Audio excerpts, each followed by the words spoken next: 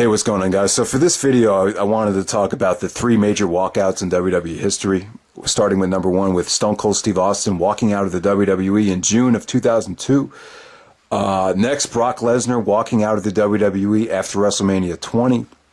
And then CM Punk walking out of the WWE after Batista won this year's Royal Rumble.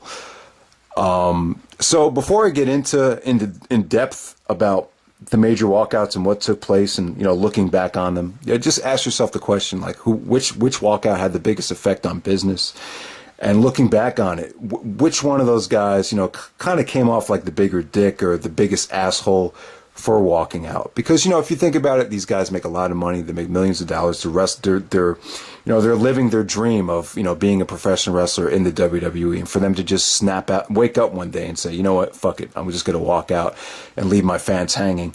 So which one of them, in retrospect, came off like the biggest asshole to you?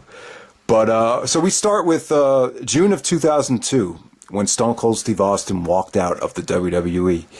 Austin, the brand extension had just taken place. Austin was the face of Raw, so him walking out was a huge blow to Raw.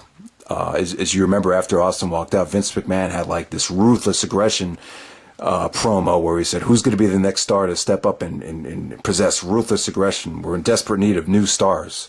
Which is kind of funny, because looking back on it, WWE had plenty of stars in 2002. So I don't think Austin's walkout really hurt the company as much as Lesnar's in retrospect. But anyway, in 2002, if you remember, Austin had the neck fusion, a couple years prior to that. So his neck was deteriorating. So let's remember, I think Austin walking out of the WWE at that time had more to do with his neck. He in the documentary, he talked about how it had more to do with creative, but I seriously, I really think it had a lot to do with injury, just like it did with Punk.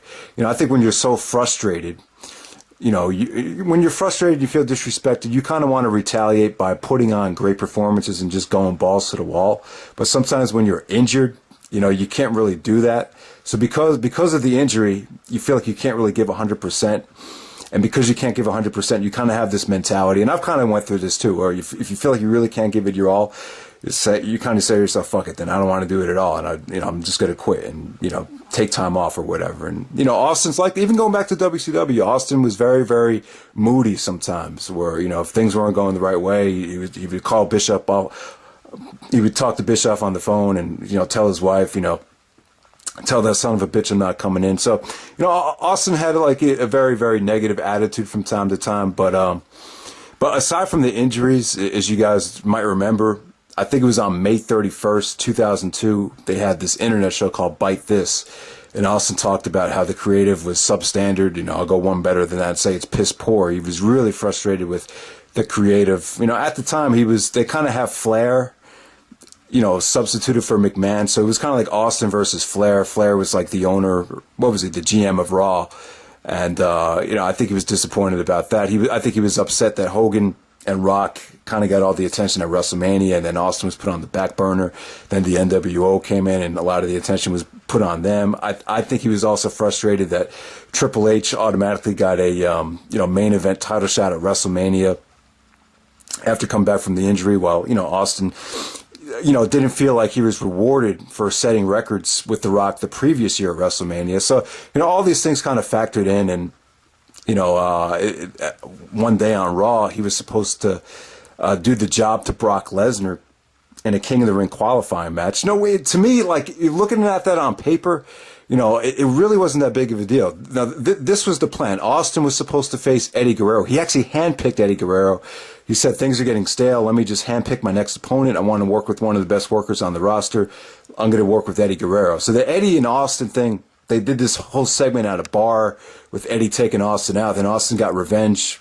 And then Benoit and Eddie took Austin out. I really thought the build-up was going really good for the Austin and Eddie program leading up to King of the Ring. So the creative was for Eddie Guerrero to be the special guest referee and to screw Austin in the Brock Lesnar King of the Ring qualifier match. So to me, like, looking at it, it's not really that big of a deal. But if you look at what The Rock did with Brock at SummerSlam, that mega buy rate that they got, all the build-up between Rock and Brock, that could have easily been Austin. So I do understand Austin's frustration from a financial standpoint in terms of making money. So, that was kind of like the final straw, and then he took his ball and he went home. But I don't know. To me, it really, I was really high on Austin at the time. Austin was kind of like, I wouldn't say he was my role model, but everybody had their eye on Stone Cold. This was still like the last phase of his hot streak. So for him to just walk out like that, it was very, I wouldn't say it was earth shattering, but it did affect a lot of the fans, though. It affected a lot of people. The Rock, coming out on Raw after Austin walked out was a huge lift for the WWE, because I think a lot of the fans definitely felt down, and I felt down as well. So, but 8 months later, Austin talked about his personal problems, and he admitted he was sorry, and I think everyone pretty much forgave Austin. I don't really think at that point Austin was already considered a legend. He pretty much saved the WWE, helped put WCW out of business. So I think Austin kind of gets a pass. A lot of it had to do with miscommunication. I think he should have just called Vince up, and instead of saying "fuck you" to Vince and saying "I'm not," is that the creative? Well, if it is, I'm not coming.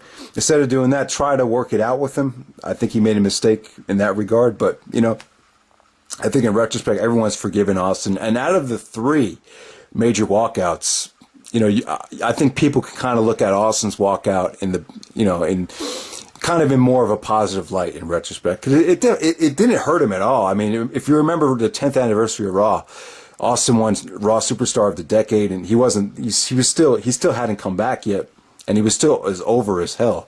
I mean, every time they showed some of the segments, Austin McMahon segments, everyone was still, chanting Austin at the top of their lungs. So, and then when Austin came back against Bischoff at No Way Out, I mean, got a great reaction. So it definitely didn't hurt his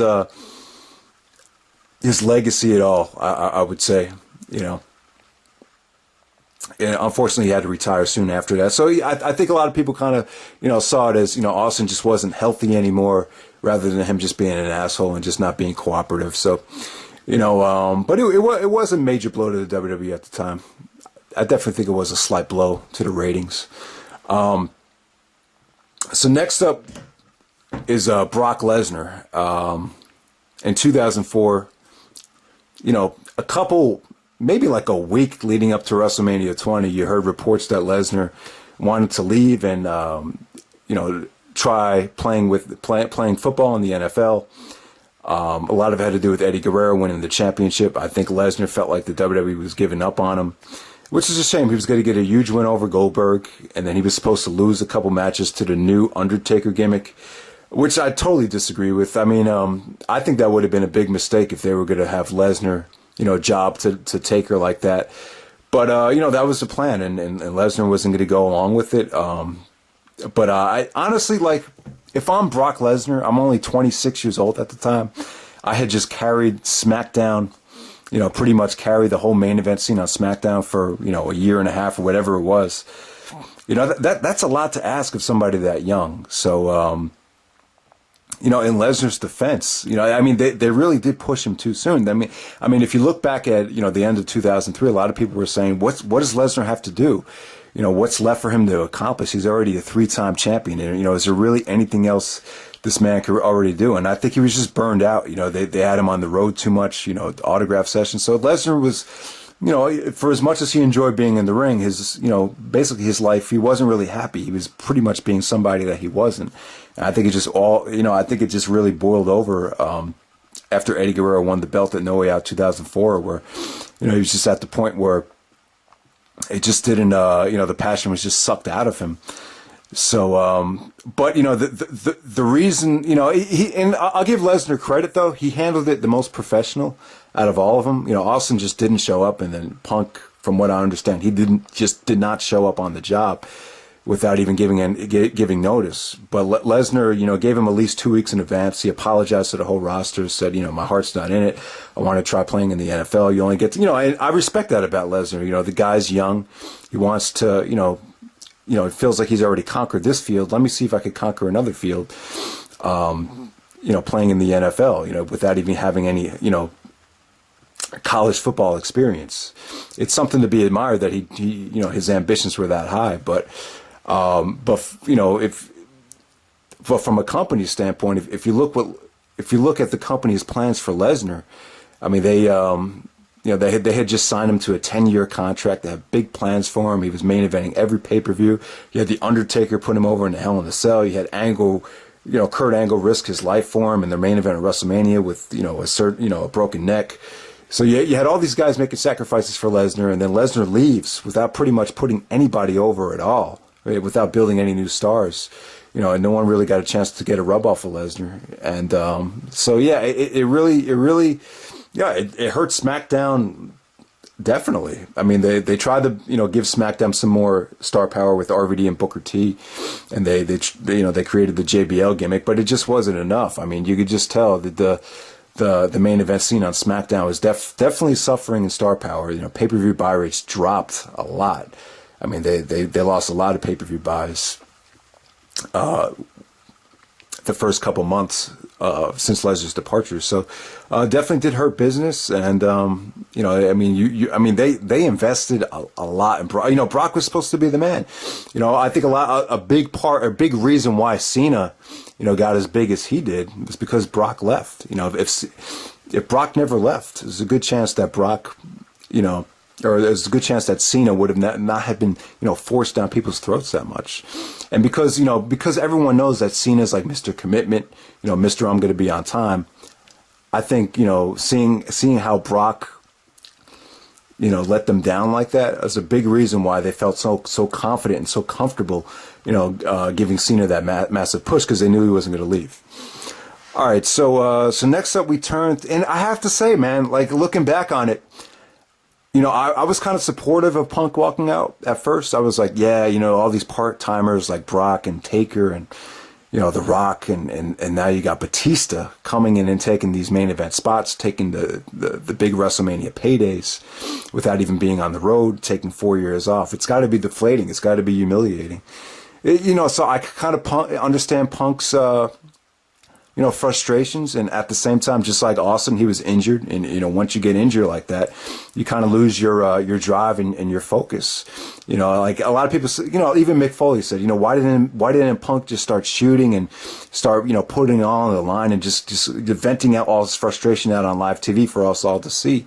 Well, I just think I think it kind of reached a point where he just didn't care. It just had nothing left, and you kind of got the feeling that Punk probably thought it was kind of corny to even go back to that 2011 Summer of Punk, shooting ranting style, all that shooting again. It was just, I just don't think his heart was in it, and I just think he, like so many people, there's nothing I could really add to it. The guy was just sick of the company and just lost his passion. And you could definitely tell. I think the Brock match, for as good as Brock and Punk was, I think after working with Brock, I think he was definitely shaken up, injury wise and mentally as well. I just think that the whole program with Brock shook him up. And, he was just doing nothing. The whole thing with Heyman and Ryback and then the Shield, you felt like he was just kind of treading water. Even that handicap match at TLC, I was just like, something's just not adding up right here. But in retrospect, because of what happened with Daniel Bryan at WrestleMania, it kind of makes Punk look bad, and for Punk not to be associated with the great WrestleMania 30 show. He really didn't give WWE a chance to kind of correct their wrongs, so he kind of looks like an asshole in that perspective. It kind of makes him look selfish. I understand it. The guy, that's his main goal, the main event WrestleMania. And once again, it's being taken away from him. It was taken away from him by The Rock 2 years in a row. And now you got another guy, Dave Bautista, who just took 4 years off and is getting that spot. So you understand the frustration, but at the same time, because of WWE listening to the fans and really, doing the right thing, it kind of just makes Punk seem like he missed out on something special or something that could have been special. So we'll see. I really think he lost a lot of momentum. Like Punk walking out is very similar to Ultimate Warrior, leaving during SummerSlam '91 when he put the gun to Vince McMahon's head about the money situation. Very similar to that, where you just feel like he's really gonna have a tough kind of time gaining momentum back, you know. So I don't know. I would have to say, you know, in retrospect, because man, because Brock was more professional about doing it, you know, and Brock was so young, I'll give Brock a pass. But I don't know. I'd have to say Punk looks like the biggest asshole. I really do. I mean, right before WrestleMania too. I mean, you know, Brock walked out, you know, after WrestleMania. But I don't know. I would just say, considering what had happened, it just makes Punk. I would have to go with Punk. I think it makes him look the worst, and I really don't think he could recover from it the same way. You know, Austin recovered from it because, you know, he was already a legend at that point. He was already the man. You know, Lesnar recovered from it. Basically, the odds were stacked against Lesnar, but he did it. He became the UFC champion. He conquered another field. So he proved that he was you know, could get pay-per-view buy rates. Biggest draw in the business, Brock Lesnar. But Punk, how's Punk going to recover from this? I really don't know. You know, he's not Stone Cold Steve Austin. There's no way he's going to end up, you know, accomplishing anything as competitive as Brock Lesnar. So we'll see, man. But overall, I have to say, like, looking back on all three of them, you know, I think Punk definitely looks like the biggest asshole in walking out. But you know, I could admit, you know, I could see why he did it. But, you know, it's just, he's going to have a tough time coming back from it. That's just my opinion. So let me know what you guys think. You know, let me know what you think of the video. Hopefully it came out all right.